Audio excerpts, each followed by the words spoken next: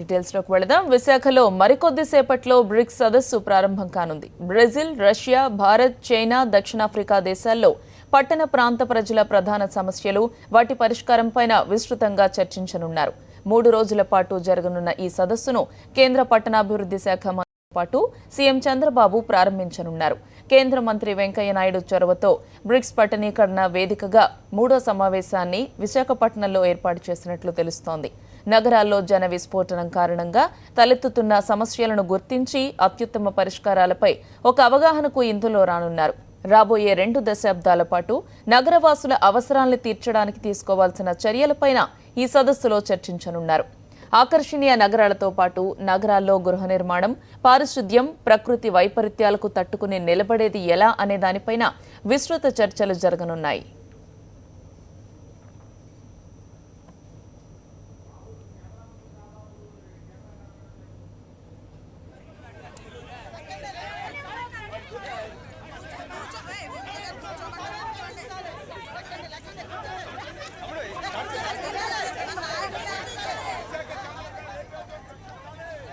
Bricks సదస్సు నేపథ్యంలో భారీ బందోబస్తు ఏర్పాటు చేశారు అధికారులు. అఖిలపక్ష నాయకుల ఇళ్ల దగ్గర భారీగా పోలీసులను మోహరించారు. మరోవైపు విశాఖకు రైల్వే జోన్ ప్రకటించాలంటూ అఖిలపక్షం ఆందోళన చేపట్టింది. పెందుర్తి దగ్గర రైల్వే ట్రాక్పై బైఠాయించి ఆందోళన చేపట్టారు.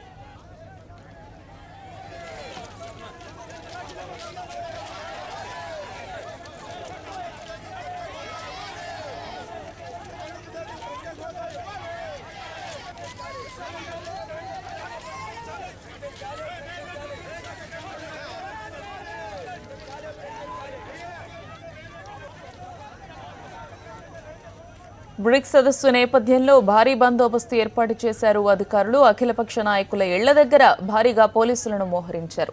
మరోవైపు విశాఖకు రైల్వే జోన్ ప్రకటించాలంటూ అఖిలపక్షం ఆందోళన చేస్తోంది. పెందుర్తి దగ్గర రైల్వే ట్రాక్పై బైఠాయించి ఆందోళన చేపట్టారు. దీనిపై పూర్తి వివరాలు మా కరెస్పాండెంట్ వెంకట్ జగన్నాథ్ అడిగి తెలుసుకుందాం.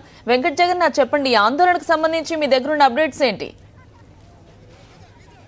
దాదాపుగా రైల్వే జోన్ కోసం ఇప్పటికే అఖిలపక్షం ఆధ్వర్యంలో నిరసనలు తెలుపుతున్నారు.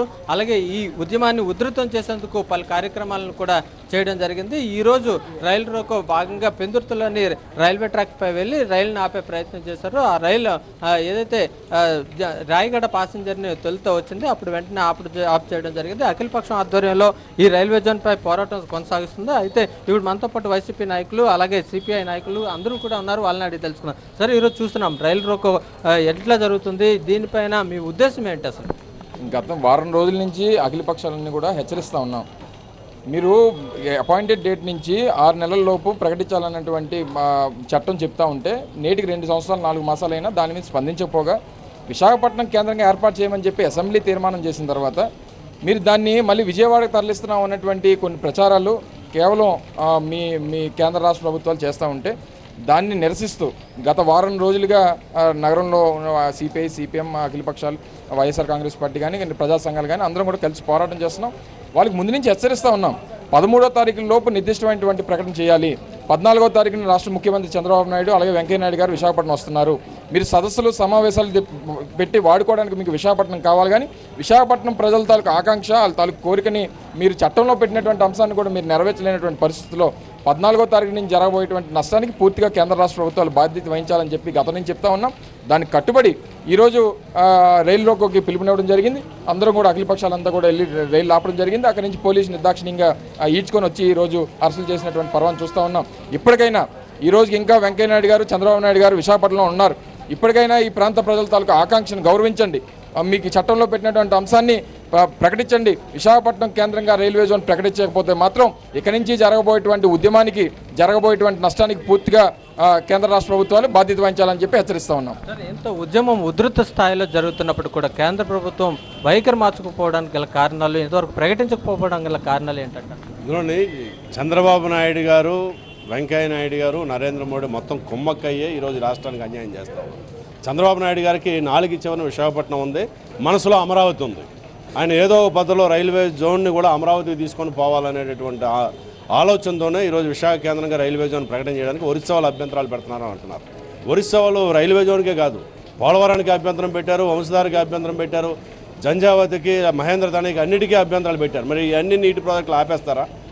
రెండోది ఒరిస్సా వాళ్ళు అభ్యంతరం పెడుతున్నారు కాబట్టి ఉత్తరాంధ్రకి ఇవ్వడం సాధ్యం కాదు, విశాఖపట్నం సాధ్యం కాదనంటే ఇటు ఒరిస్సా వాళ్ళకి ఉత్తరాంధ్ర ప్రజానీకానికి మధ్యన తగువ పెట్టడం తప్ప మరొకటి కాదు. ఇదే కానీ కొనసాగితే ఈ రోజుని కర్ణాటక, తమిళనాడు ఏ పద్ధతిలో అయితే కావేరీ జలాల కోసం ఘర్షణ పడుతున్నారో రైల్వే జోన్ కోసం ఒరిస్సాకైనా ఉత్తరాంధ్ర ప్రజల మధ్యన ఘర్షణ సృష్టించిన వాళ్ళు అవుతారు. మీరు ఈ అరెస్టులతో ఉద్యమాలను ఆపలేరు. మేము చేసిన ప్రకటన ప్రకారం ఈరోజు కార్యక్రమం నిర్వహించాం. అరెస్టులు చేస్తే చేసుకోండి, మాకు కేసులు అరెస్టులు కొత్త కాదు, భయం కాదు. కానీ ఈ పోరాటాన్ని మరింత తీవ్రతరం చేస్తాం. అది ఏ రకమైనటువంటి స్థితికి వెళ్ళినా కూడా దానికి బాధ్యత వహించాల్సింది రాష్ట్ర కేంద్ర ప్రభుత్వాలని హెచ్చరిక చేస్తూ ఉన్నాం. చూస్తున్నాం సార్, ఈరోజు పెందుర్తి సందర్భం, పెందుర్తిలో ఈరోజు రైలు రోక జరిగింది, అందరూ కూడా పార్టిసిపేట్ జరిగింది. ఎట్లా కార్యక్రమాన్ని మరింత ఉధృతం చేసే పరిస్థితులు ఉన్నారు? నిజంగా ఈరోజు చాలా దురదృష్టం. చట్టంలో పెట్టినటువంటి అంశాల మీద కూడా ఇవాళ రోడ్లెక్కి పోరాడవలసిన పరిస్థితి వస్తుంది. నిజంగా అసలు మనం ప్రజాస్వామ్యంలో ఉన్నామా లేదా అన్నటువంటి ఒక భావం కూడా కలుగుతుంది.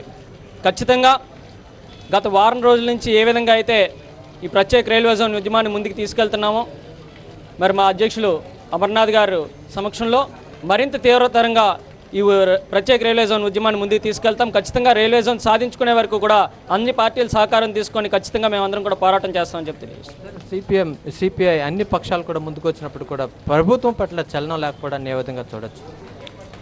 ఈరోజు ఉత్తరాంధ్ర జిల్లా అంతా కూడా ఏంటంటే విశాఖ రైల్వే జోన్ ఉత్తరాంధ్ర హక్కు అనేటువంటి పోరాటం చేస్తున్నట్లయితే ఈరోజు కేంద్ర ప్రభుత్వం ఏ రకమైనటువంటి ప్రకటన చేయకపోవడానికి కారణం ఏంటంటే ముఖ్యంగా మన ఆంధ్ర రాష్ట్ర ముఖ్యమంత్రి చంద్రబాబు నాయుడు గారు అని చెప్తున్నాం. ఎందుకంటే ఆయన కేవలం ప్రజల యొక్క కంటి తుడుపు కింద అసెంబ్లీలో రైల్వే జోన్ విశాఖకి ఇవ్వాలని చెప్పి తీర్మానం చేసి కేంద్రానికి పంపించాడు. కానీ ఈ రోజు వరకు కూడా ఏంటంటే అటు ప్రధానమంత్రిని కానీ రైల్వే మంత్రిని కానీ ఒప్పించి విశాఖ కేంద్రంగా రైల్వే జోన్ ఏర్పాటు చేయించడంలో ఆయన వైఫల్యం చెందాడు. దానికి గల కారణం ఏంటంటే ఆయనకు అమరావతికి తీసుకెళ్లాలని మనసులో ఉంది. కేవలం ఉత్తరాంధ్ర ప్రజల యొక్క కన్నీరు తొడటానికే ఆయన ఉత్తరాంధ్ర విశాఖకి రైల్వే జోన్ చెప్పి ప్రకటించడం జరిగింది. కనుక ఈ రకమైనటువంటి మోసపూరితమైనటువంటి వైఖరితో చంద్రబాబు నాయుడు గారు ఈ రాష్ట్రాన్ని అభివృద్ధి చేయలేరని చెప్పేసి సిపిఐ పార్టీగా మేము తెలియజేస్తున్నాం. అదే చూస్తున్నాం, దాదాపుగా రైల్వే జోన్ పట్ల ఈ ఉద్యమాన్ని మరింత తీవ్రతరం చేస్తాం. రాబోయే ఉద్యమంలో ఎటువంటి నష్టం జరిగినా అది ప్రభుత్వ బాధ్యతగా గుర్తెరగాలని ఒకసారి వీళ్ళందరూ కూడా హెచ్చరించడం జరుగుతుంది. నీ గౌతమి. Thank you Venkat.